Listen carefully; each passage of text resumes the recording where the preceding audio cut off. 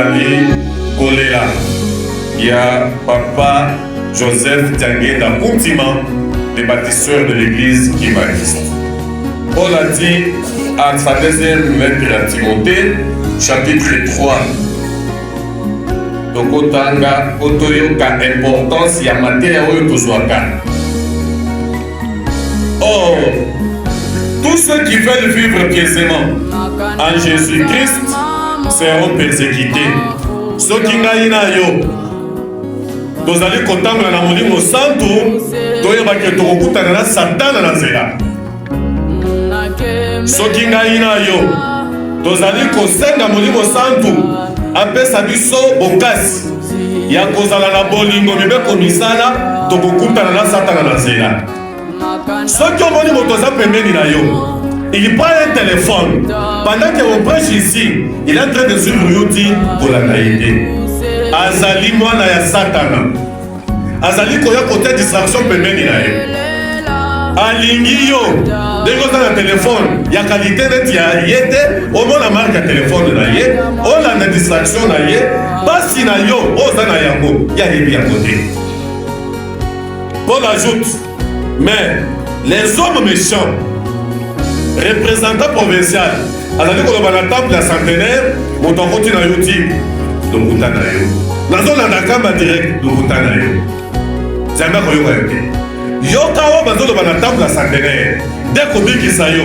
Soki olandi YouTube, message ya son éminence, en direct, osali biso. Les hommes méchants et imposteurs avanceront toujours plus dans les mal, égarant les autres et égarés eux-mêmes. Omoni moto azali kofinga chef spirituel na yo ti na réseaux sociaux kolanda ye te komi tuna teke nitu ya nini ya babu ole motu na likambo na ye. Papa Jalonga na kianga ni ya nkamba atindi surveillant loba na mama wana tika kobina. Une jeune maman qui dit akuna mambo entre mi et naye mokonzi ya lingomba kolo Yesu ankamba Nouvelle Jérusalem esika ya vandi. Cette maman dit akuna rapport entre ye na miye. Osoki siko omoni moto azali kosala makambo ya mabe ya kotia yo na distraction kolanda ye. Toi, demeure dans les choses que tu as apprises et reconnues certaines, sachant de qui tu les as apprises. Dès ton enfance, tu connais les saintes lettres qui peuvent te rendre sage à salut par la foi à Jésus-Christ. Toute écriture est inspirée de Dieu et utile pour enseigner, pour convaincre, pour corriger, pour instruire dans la justice. Soki bateli biso, soki jeteka emeli biso nzembo, soki mama diakonesa alobi boyelaki nini na lingomba, ce n'est pas pour nous chasser, ce n'est pas pour nous punir, c'est pour nous réveiller du sommeil. Nzambe alakisi konyonga na ye na Esaïe 1. Alobi mais comment même les animaux que vous élevez connaissent les jeux? Ozwi soso moko bakomi mibale basakani bazongi na lopango. Ozwi ntaba wana baboti taba yebi ndako ya mokonzi na ye. Ozwi meme ayebi esika ya mokonzi na ye. Mais Dieu pose une question. Comment les hommes que moi j'ai créés à mon image bayebi nga te? Dieu pose la question dans le chapitre 1, il va maintenant dans le chapitre 5. Konande a sali description. Alors, mais moi, j'ai créé l'homme. J'ai mis une vigne. Une vigne, c'est quoi? Une vigne, c'est la symbolique d'un peuple de Dieu. Tout n'a pas agronomie. Il n'y a pas une plante qui a des caprices comme la vigne.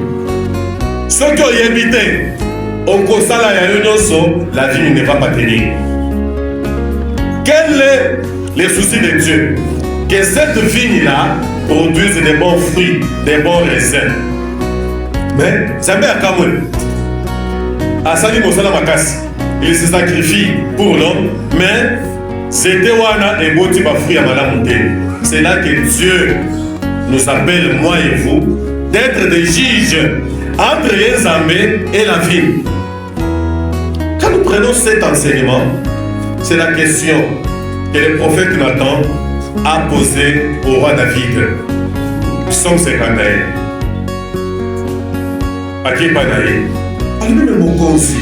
Il y a un monsieur dans la ville qui a beaucoup de têtes de ce qui de peur ou de ne sais pas moi de quel type il y a Banyama. Azui Bapaya. Ole azwa na katikati ya Banyama na ye aki kozwa nyama ya passé. Voisin yango azana une tête de bœuf. Le roi David a dit, cet homme-là sera puni. Nathan le prophète a dit ici mon bongo, Anobi, cher roi, mon toana c'est vous. Vous avez beaucoup de femmes. Vous êtes tombé sur la femme de votre soldat et vous avez abusé d'elle. Gaïna yo, Zaga Ligi Bisso. Ponani, Banzengo Bazali Kopesa Bisso. Koreki a une chanson qui nous rappelle le passage de Tangi, Bakoko Nangai. Est-ce que nos parents n'ont pas fait un bon travail? Nos grands-parents, nos parents n'ont rien fait pour nous. Mais ils sont dans ce là, mais les choses dans la Kimangis étaient plein de Koulouna, plein de bandits, armés. Mais les gens dans la Kimangis étaient, mais les Tovandi Awa, Tozali, Koyoka Maloba et Kito Koyote, mais les Bamosous sont en prison. Même là où nous sommes, si on arrive à découvrir Mayeto Salaka, mais les Tozali Bagate, Zambé à l'Obini, Tomona Bola Monaye, Zambé à l'Obini, ceux qui tombent Zambé Bola Monaye, à Kosilita, à Kolongo la protection, ceux qui Zambé à la protection, Daïna Yoko Sukawaki, Zambé Babonde la Kaye, Zambé Basepelisa Kaye, Zambé Baluka Kaye Longinaye, la Bizali les malades. Papa Tanguy na Kuntima, Atei Biso, Bolingo, Mibeko, Misala, Deo Yazali Kozela, Tola qui sa témoignage, n'a pas eu ba éviété, que Papa Tanguy na Kuntima, Dieu le Saint-Esprit a enseigné, il a transformé l'homme. Atei Biso pour la ligne, que nous soyons les dépôts de sa parole. Papa, maman qui nous sommes les dépôts de la parole de Dieu. So, bato balingi bazwa kimia bakoya kozwa kimia on epai na biso maloba ebimaka na biloko na biso maloba oyo wana topesaka yango yo namoni banda tozali kolataka yo vert blanc komi kosanganela ngai aza moto ya nivo na yo te nakotisa yo epai na ngai napesi yo biloko ya kolia meme inane nakofutela yo banyongo na yo nyonso papa mama kimbangisi. La Bible nous dit que celui qui mange ne se glorifie pas pour le fait qu'il mange. Que celui qui ne mange pas ne puisse pas se plaindre. Azomisa, Koleraï Patatan Sambi, Gaïna Yo, Tobomisa Bizali, témoignage à Kitoko. Ayepa et Nabiso, pourquoi? Pour que nous soyons les porte-bonheur. Des portes ou des porteurs de bénédiction dans l'auditoire, au bureau, au marché, dans les quartiers. Nous sommes les porteurs de bénédiction.